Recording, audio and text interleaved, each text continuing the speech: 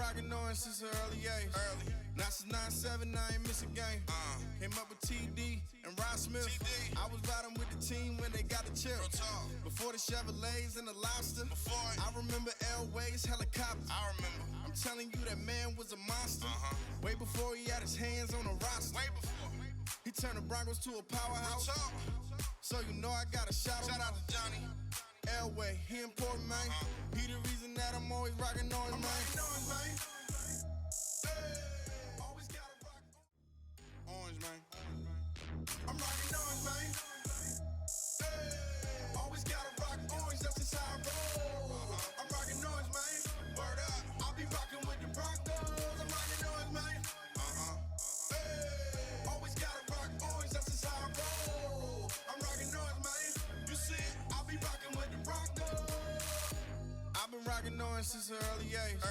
Now since 9-7, I ain't miss a game. Came up with TD and Rod Smith. I was riding with the team when they got the chip. Before the Chevrolets and the Lobster. I remember Elway's helicopter. I'm telling you, that man was a monster. Way before he had his hands on a roster. He turned the Broncos to a powerhouse. So you know I gotta shout out to Johnny Elway. He important, man. He the reason that I'm always rocking on his man. Always gotta rock orange, man. I'm rocking orange, man. Always gotta rock orange, that's just how I roll. I'm rocking orange, man. Word up. I'll be rocking with the Broncos. I'm rocking orange, man. Always gotta rock orange, that's just how I roll. I'm rocking orange, man. You see it, I'll be rocking with the Broncos. I've been rocking orange since an early age. Now since 9-7, I ain't miss a game. Came up with TD and Rod Smith. I was riding with the team when they got the chip. Before the Chevrolets and the Lobster. I remember Elway's helicopter. I'm telling you, that man was a monster. Way before he had his hands on a roster. He turned the Broncos to a powerhouse. So you know I gotta shout out to Johnny Elway. He important, man. He the reason that I'm always rocking on his man. Always gotta rock orange, man. I'm rocking orange, man. Always gotta rock orange, that's just how I roll. I'm rocking orange, man. Word up. I'll be rocking with the Broncos. I'm rocking orange, man. Always gotta rock orange, that's just how I roll. I'm rocking orange, man. You see it, I'll be rocking with the Broncos. I've been rocking orange since an early age. Now since 9-7, I ain't miss a game. Came up with TD and Rod Smith. I was riding with the team when they got the chip. Before the Chevrolets and the Lobster. I remember Elway's helicopter. I'm telling you, that man was a monster. Way before he had his hands on a roster. He turned the Broncos to a powerhouse. So you know I gotta shout out to Johnny Elway. He important, man. He the reason that I'm always rocking on his man. Always gotta rock orange, man. I'm rocking orange, man. Always gotta rock orange, that's just how I roll. I'm rocking orange, man.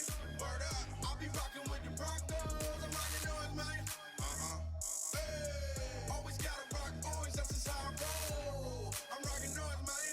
You see it, I'll be rocking with the Broncos. I've been rocking orange since an early age. Now since 9-7, I ain't miss a game. Came up with TD and Rod Smith. I was riding with the team when they got the chip. Before the Chevrolets and the Lobster. I remember Elway's helicopter. I'm telling you, that man was a monster. Way before he had his hands on a roster. He turned the Broncos to a powerhouse. So you know I gotta shout out to Johnny Elway. He important, man. He the reason that I'm always rocking on his man. Always gotta rock. What's up, Broncos country? About 20 seconds left on the clock for before the half. So yeah, we'll watch what happens there. Probably just kneel the ball, punt it away. Yeah, it's gonna punt it away. So guys, welcome to the halftime hash. Denver versus Tennessee. Got some stats up here for you guys, but I want to hear your thoughts on the first half of the game so far. It's very much what I thought it would be. And if you guys are watching this morning's Broncos brunch with me, go ahead and just tell me I was right. I was right. It's very much a field positional battle. It's punting, punting, punting, going back and forth. Thankfully, the Broncos are up 6-0 despite all of our penalties and everything that we've been doing. So Tennessee does have 12 seconds. I want to kind of let this play out, see what happens there. I hope I didn't. Somebody knock on wood. I didn't just jinx that. Broncos are currently up 6-0 going to halftime, but looks like they're just going to kneel and take it into the half.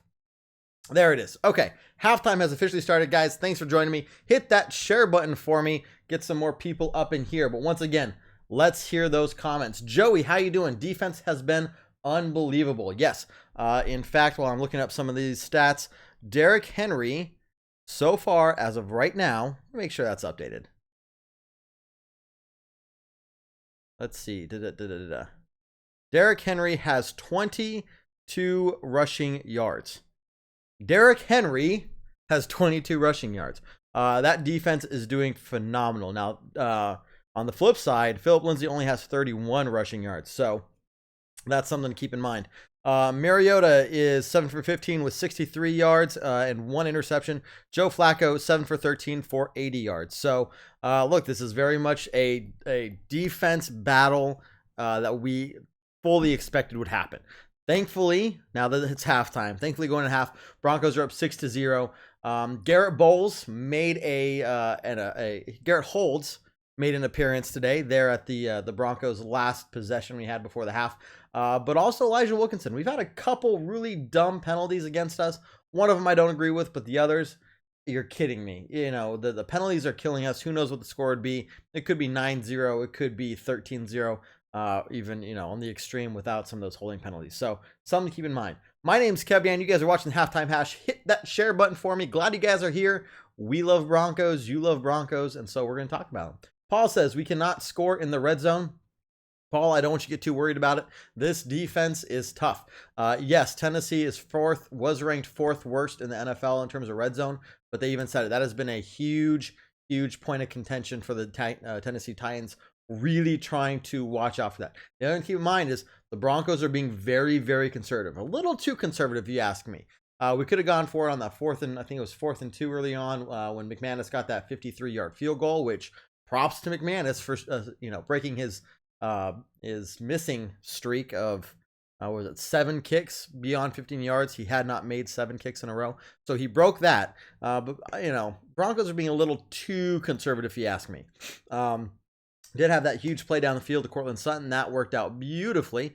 But for the most part, Vic Fangio, Rick Scangarello, they know who the Tennessee defense, what the Tennessee defense is made of. And this is why I was saying earlier this morning, that's why we said on the podcast as well, that this is what to be expected. It's defensive battle. We're being careful. They're being careful, because really one or two big plays could throw the game in somebody's favor is really what it comes down to. And so you look at Sutton's big pass down the field. It got us another field goal right there. Otherwise, it'd be 3-0 right now. Okay, Paul, why not go for it on 4th and inches? Play calling is a little strange. That's what I'm saying, Paul. You're completely right. I would have liked to see us go for it, but the 4th and inches, though, was on our 20-yard line. I'm not okay with that. But when it was 4th and 1, 4th and 2, and McManus's long field goal attempt, I would have liked us to go for that. Paul and Wesley, how you guys doing? Flacco needs to be not afraid to step out of the pocket. Agreed, but remember, he doesn't like to run very much. We've seen him doing it a couple times, but for the most part, not really. Paul says, even now they punt instead of going for something big. Paul, and I see what you're saying. We're all frustrated because this isn't a high-scoring, fast-paced game. It's very defensive. That I'm okay with at the end of the game, because you don't want to give Tennessee, with 3 timeouts, any opportunity to get a field goal going into halftime and swing that momentum. So something to watch out for. Guys, remember, the 3rd quarter is the Broncos' worst quarter from the previous 5 games. Okay, we have been outscored by 23 points in the 3rd quarter. If this Broncos team comes out and falls flat on either defense or offense to start the 3rd quarter, we are going to be in trouble. So yes, we have a lead. It's not much, and I don't want to get anyone's hopes up. This team has got to come out and be productive in the 3rd quarter. Andrew, how you doing? Sloppy game on offense so far. Obviously, we'll get it going in the second half. How about Harris getting his first pick of the year? That was huge. a huge pick. Unfortunately, we got that block in the back penalty that pushed it backwards outside of making it so we weren't in field goal range. But yeah, I mean, we're winning the turnover battle right now. And again, if you watch the show this morning, that turnover battle, getting pressure to Mariota is a huge thing we need. I'd like to see more pressure on Marcus Mariota, but I think we're doing okay. We've got a couple sacks already, so we'll just keep watching how that goes. Brian, how you doing? Red Cloud, we tried to run the ball towards the end of the game, but Holds marched us back. Holds and Wilkinson, both those guys. Wilkinson has had a lot more holding penalties than Bowles. Bowles has had one in 3 games now. 3 games. So that's going to happen sometimes. But Wilkinson and Leary kind of seem to be the holding problems right now. Nicholas, who gets the ball first? Broncos will receive the ball to start the half, which is good for us. Fidel, I predict the offense will score 7 in the third quarter. We need to score 7, and we need to keep the Titans to no more than 3. I hope that's right, because, again, this has been a huge problem for the Broncos this season so far, is that third quarter offense. Guys, hit that share button for me. For all 6 of you guys in here, my name's KevDan. I really appreciate you guys joining. This is fantastic. William says, we finally got a punt returner and running game again. Yes, Spencer is fantastic when he gets in the open field. He makes some bad decisions, though. You saw that he should have called that for that fair punt at the end of the half there. He tried to field it and got smacked hard. A couple other times he could have, usually they're told if you're at the 10-yard line, it's coming to you, just let it go. Just let it go back. And sometimes that results, the other team getting downing the ball at the 1-yard line or something. But I'm not 100% certain on some of his decisions there. But yes, Spencer is bound to get a return touchdown at some point, because that guy is fast. I love having him out there. David says, why don't we challenge the last play on Sutton? To be honest with you, let's see. Wesley says, S.O. Kevin. Why don't we challenge the last play on Sutton? I was just talking to some of the other Orange Weekly guys about this earlier. I think there's been one pass interference call all season across the whole league that has been overturned. One. Probably in the realm of, I'm guessing, 10 plus, if not 15 plus challenges. Probably closer to 10 plus challenges for pass interference. One of them have gotten overturned. If you didn't see the Chiefs game beforehand, there was a very obvious pass interference against the Chiefs that the Chiefs challenged, was not overturned. So I don't want to waste that. We also didn't have a time. We had 1 timeout left. I think at that point, it's not worth it, if you ask me. Let's see. Wellesley says, what's your prediction on the final score after seeing the way the first half? I still think it's going to remain a very low scoring game. Broncos 17, Titans 10 is what I think it's going to be. And because that third quarter, I think that's where, 17 now. Let's call it Broncos 16, Titans 10, because of those 2 field goals we got. You guys are fantastic. 85 plus of you in here right now. My name's Kevin, and you're watching the Halftime Hash here on Orange Weekly. Really quickly, let me tell you about us. If you haven't seen us before, we got shows for you and podcasts for you throughout the entire week. You love the Broncos. We do too. This is your number 1 stop for the Denver Broncos. We got a show Monday night called Orange Weekly After Dark, 9 p.m. Mountain Time. Tuesday, we got our Beer Broncos No BS show, 7 p.m. Mountain Time. We got a post-game podcast that comes out, Spotify, iTunes, Google Play. We got a pre-game podcast that comes out for you guys a couple days before the game. We got Ray's Ragers, where he breaks down the betting lines of the day. And I don't know about today, but for the most part, he's doing a fantastic job winning money. So he knows what he's talking about. If you want to know about the betting lines of the day, that is the show you want to watch here in Orange Weekly. Comes out Saturday night, Sunday morning time frame. We got our Broncos brunch, starts at 10 a.m. Mountain Time on Sundays. You guys can join us here for some pregame chat and halftime hash right here. Guys, we got you covered. We love that there's 115 of you in here. You guys are awesome. So make sure you follow our Facebook page, Twitter, Instagram, all that stuff, all that Orange Weekly. We are here for you guys. Let me get back to some of this. A lot of comments. I'm not going to be able to get to all of them so far. Vernon says, got to go 4 on 4th.